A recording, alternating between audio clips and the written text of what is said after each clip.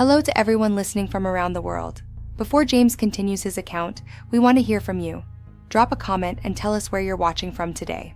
If this story sounds familiar, if something like this has happened in your own family, share it below. This community was built for exactly that. Now, here is James's account.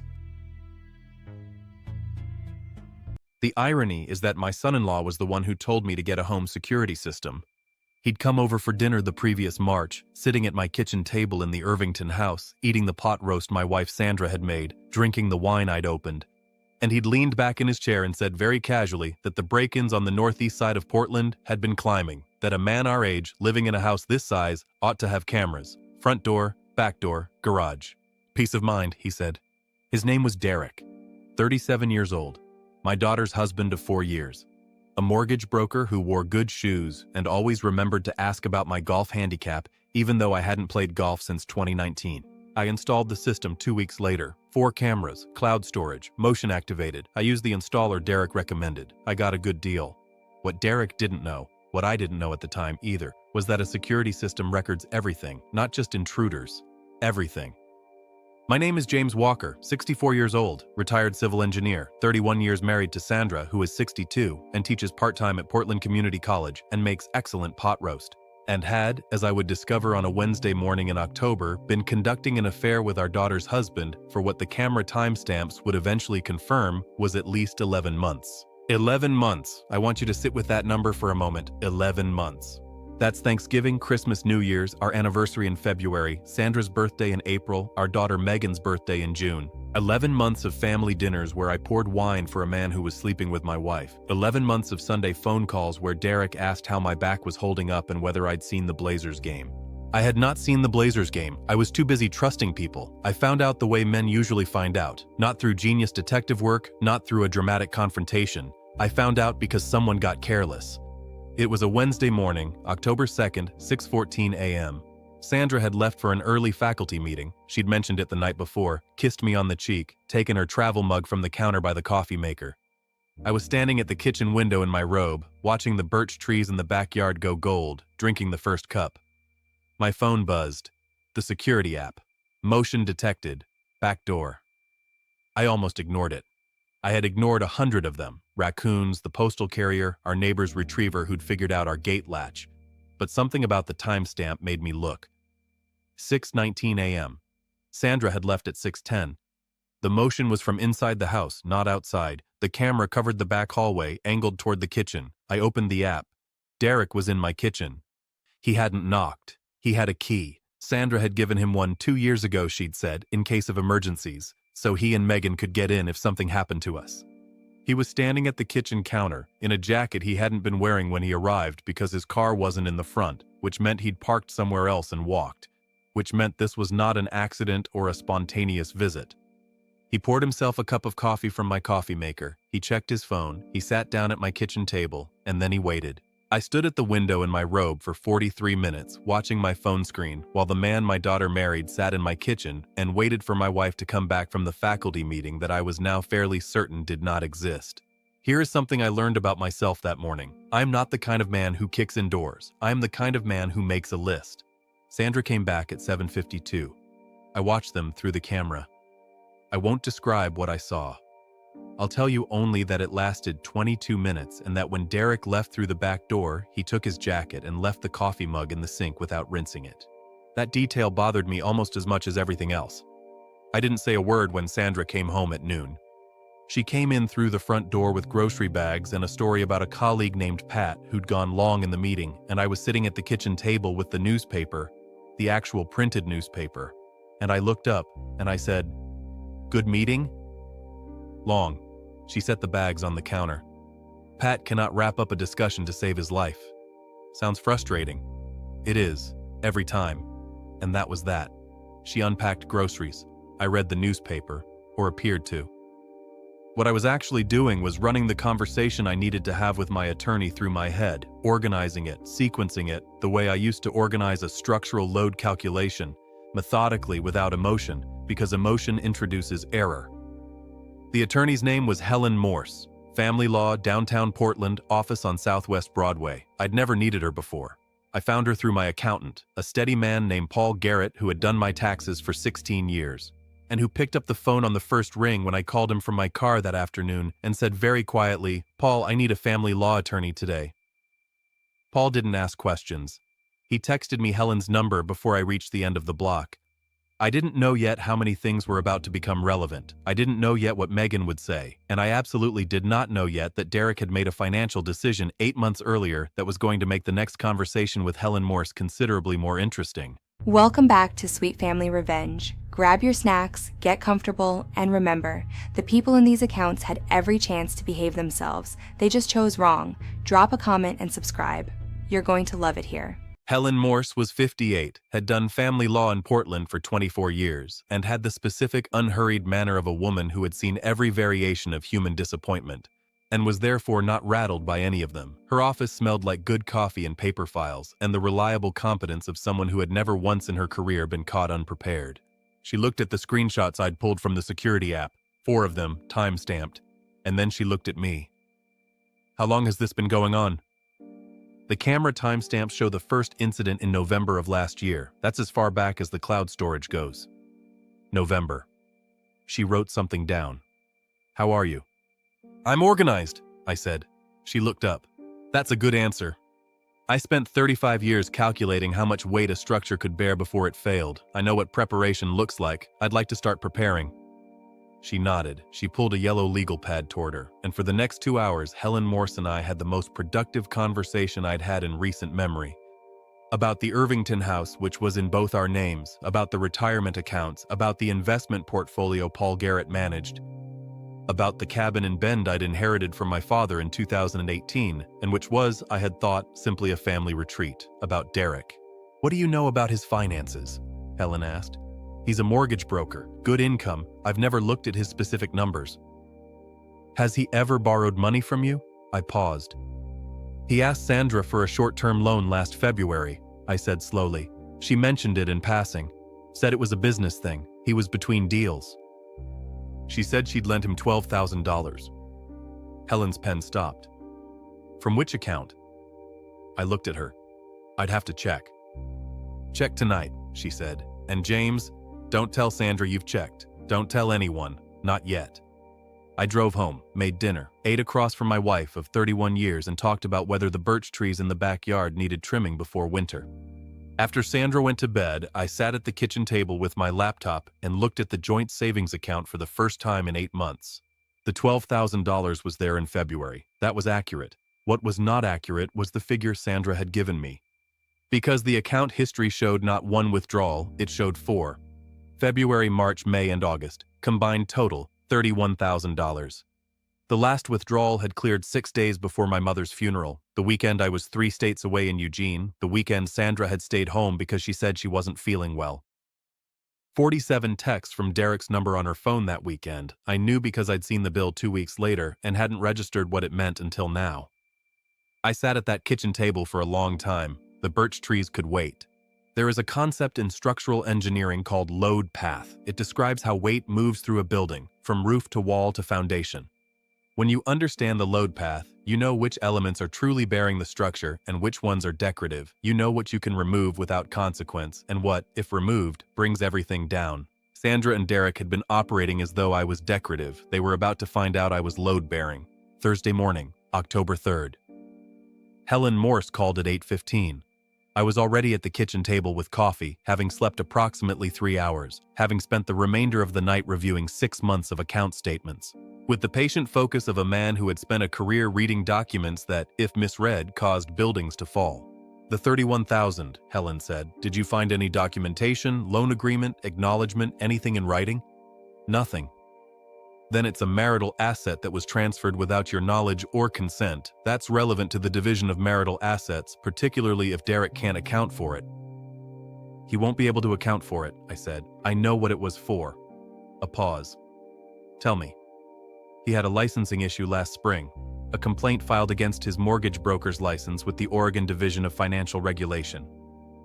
I found the public record last night. It was filed in January, resolved in September. The complaint involved improper handling of a client's escrow funds. Not criminal, but regulatory." The kind of thing you'd need to resolve quickly and quietly before it affected your business. Helen was quiet for a moment. He used Sandra to access your joint savings to resolve a regulatory complaint. That's what I believe. And Sandra knew. Sandra knew. I heard her writing. James, I want you to understand what this means for the asset division. When a spouse uses marital funds without the other spouse's knowledge to benefit a third party, particularly a third party with whom they have an undisclosed relationship, Oregon courts take that seriously. We're not just looking at equitable division anymore. I understand. Do you want to proceed? Yes, I said. But I want to do one thing first. What's that? I want to make sure Megan hears about this from me. Not from Sandra, not from Derek, not from a divorce filing. From me. Helen paused. How old is Megan? 34. She's in Sacramento. She teaches high school biology. When are you going to call her? This weekend, after I have the documentation in order. She deserves the full picture, not a fragment. The weekend arrived slowly, the way difficult weekends do. Sandra was home Friday and Saturday, a normal weekend, or a performance of one, depending on your perspective.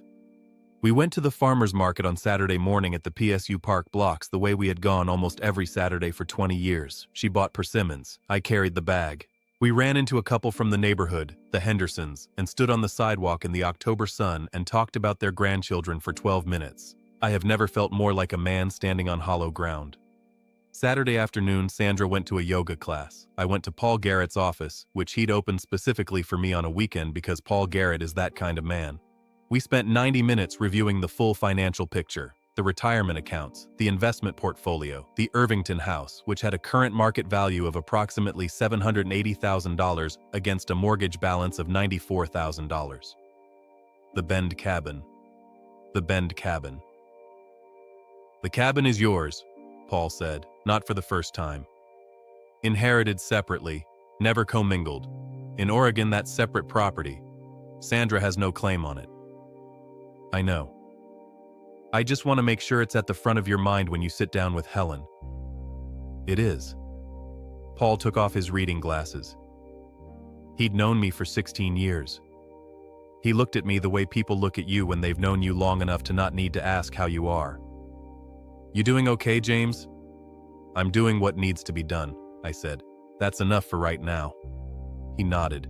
He put his glasses back on. He printed the documents I needed.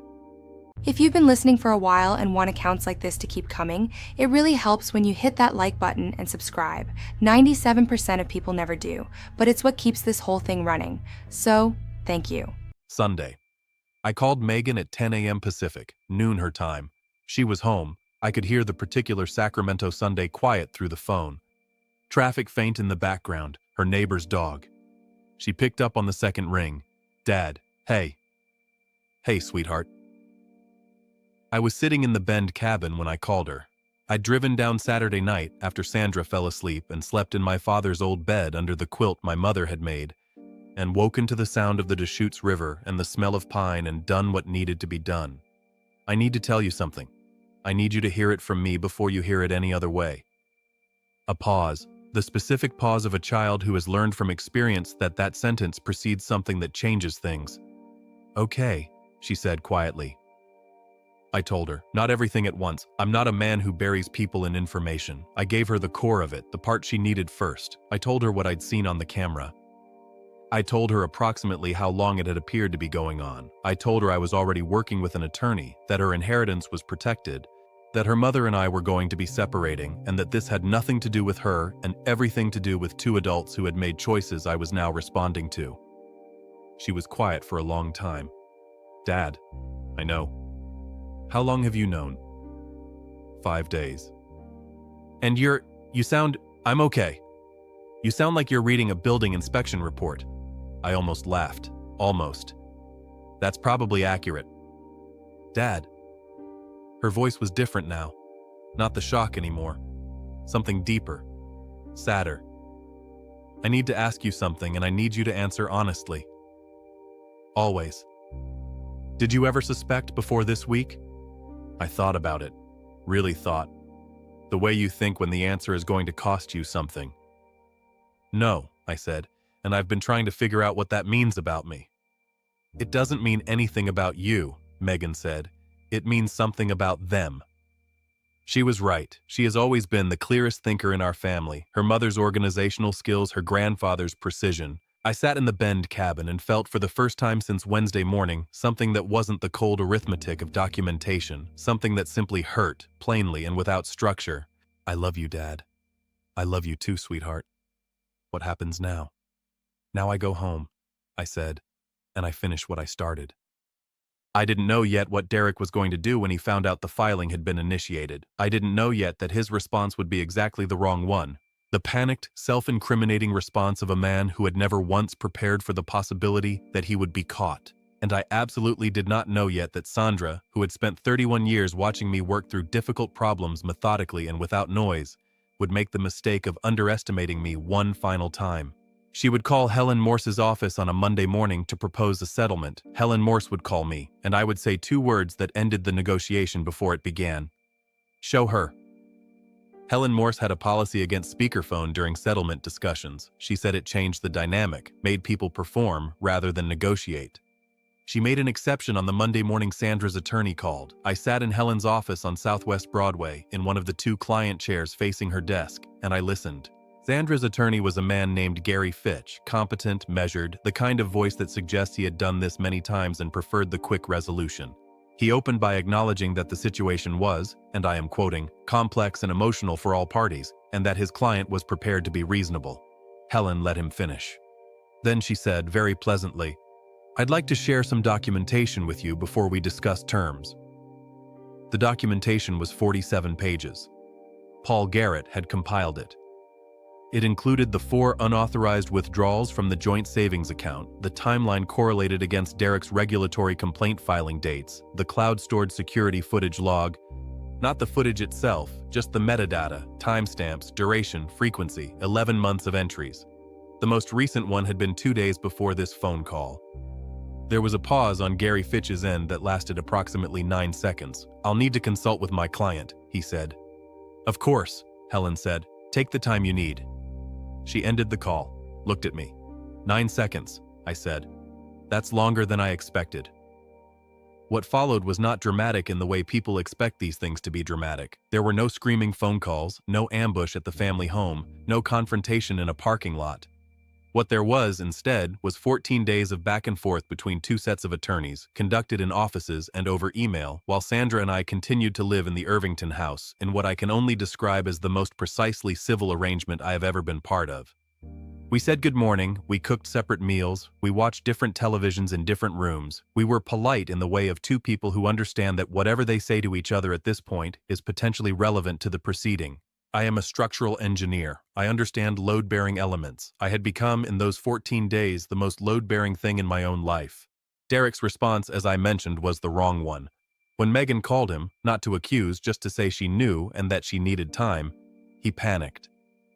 He called Sandra from his car, not knowing that Sandra was sitting in Helen Morse's office reviewing the documentation for the 3rd time, and he said several things on that call that Sandra, to her attorney's visible distress, had already allowed to go to voicemail on a phone that was now being treated as a legal instrument. Men who panic leave evidence. Men who prepare do not need to. Derek's voicemail contained an acknowledgement of the relationship, a reference to the money, and an attempt to establish a shared story.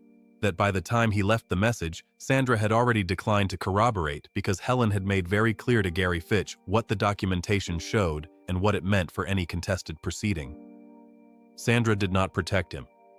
I want to be precise about this, not because it gives me satisfaction, but because it is relevant to what actually happened. When the choice was between protecting Derek and protecting herself, Sandra chose herself. Quickly, without visible hesitation. I found I wasn't surprised. If you've made it this far, do us one quick favor: subscribe. A lot of people listen without ever doing it. It costs you nothing and means everything to us. Thank you genuinely. Now, where were we? The settlement was finalized on a Friday in late October. The Irvington house was to be sold, proceeds split equitably, with an adjustment for the $31,000 in unauthorized withdrawals, which the court treated as a marital waste claim. Helen had been right about that. Oregon courts take it seriously. The retirement accounts were divided per standard equitable distribution, with adjustments calculated by Paul Garrett that took into account the income differential. Over the last 12 years since Sandra had moved to part-time work, the Bend cabin was not on the table. It had never been on the table. Sandra's attorney raised it once, in the second week, and Helen's response was a single document: my father's death certificate, the probate filing, the inheritance record. And Gary Fitch moved on. Sandra moved into an apartment in the Pearl District. I stayed in the Irvington house through the listing process. I spent those weeks going through 31 years of accumulated belongings with the careful, methodical attention of a man who has learned not to keep things that don't carry weight. Derek lost the mortgage broker's license. Not immediately. The regulatory process has its own timeline, its own pace. But the complaint that had been filed in January, the one he'd used $31,000 of my money to quietly manage, had not fully resolved in the way he'd believed. A subsequent audit, triggered by the civil proceedings discovery process, identified additional irregularities. His license was suspended pending review in early November. I did not engineer this. I want to be clear about that. I answered questions honestly when my attorney asked them and provided documentation accurately when it was requested. What the process found, it found on its own. That is what honest documentation does. It tells the truth, and the truth has a way of being thorough. Megan filed for divorce in the second week of November. She called me the evening she signed the papers. We talked for a long time, about Derek, about her mother, about the particular grief of finding out that a chapter of your life was built on something that wasn't what you thought. She is the clearest thinker I know, and she was thinking clearly even then. "How are you doing, Dad?" "Better," I said. "Actually better. Not performed better." "I know the difference." "I know you do." "The cabin," she said. "Can we go before the snow?" "I'll check the calendar," I said. "Come up whenever you're ready. The key's in the same place it's always been." I've been thinking about what it means to build things.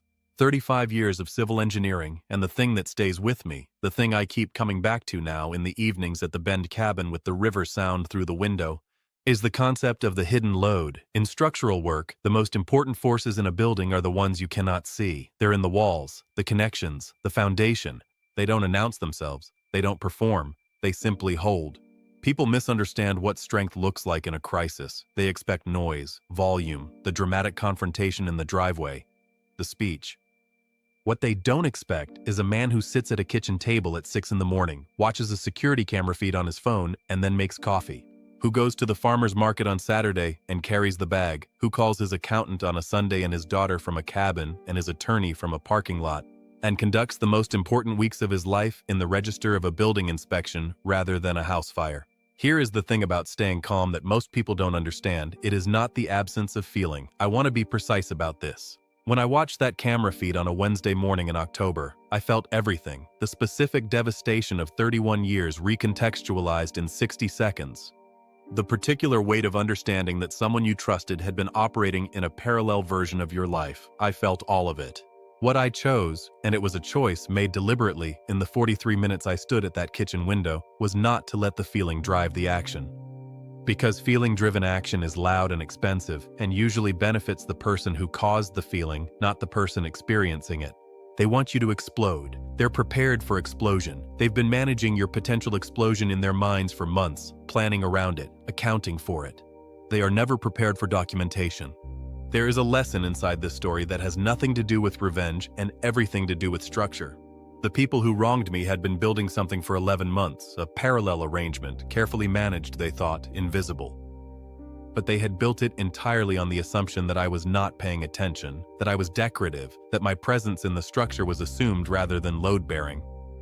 They confused my quietness with vacancy, my calm with ignorance, my trust with weakness. I have spent a career understanding what holds things up. I have spent 35 years looking at structures other people designed and finding the places where the assumptions were wrong. And the load was going somewhere nobody planned for. I know what it looks like when a system is bearing more than it was designed to bear. I know the specific, particular signs that something is about to fail. What I did not do, when I found out, was become another unstable element in an already unstable system. What I did was what engineers do. I assessed, I documented, I consulted the right professionals. I made a plan. I executed the plan in sequence, without improvisation, without noise. The cabin in Bend was mine. It will remain mine. Megan will come up before the snow and will sit on the porch above the Deschutes in the specific October light. That makes everything in Central Oregon look like it was designed to last, and we will not talk about Sandra or Derek or the 47 text messages. or the $31,000, or the security camera, or Gary Fitch's 9-second pause on a speakerphone in a law office on Southwest Broadway. We will talk about the river, we'll talk about what she's teaching her students this semester, we'll make something for dinner and eat it without performing anything for anyone. A man who has been carrying a hidden load for 31 years is lighter, afterward, than you might expect. Lighter and clearer, and considerably more certain about what is actually worth holding up. Sandra had 31 years of my reliability, and chose to treat it as furniture. Derek had 4 years of my trust and used it as cover. They both learned the same thing, in the end, that every poorly designed structure eventually teaches the people inside it. The elements you ignore are the ones that determine whether the whole thing stands. I didn't yell, I didn't shout, I didn't send the text I could have sent, or make the call I could have made, or show up where I could have shown up. I just waited. And then I let the load do what load always does when the structure underneath it finally shifts. It found the floor,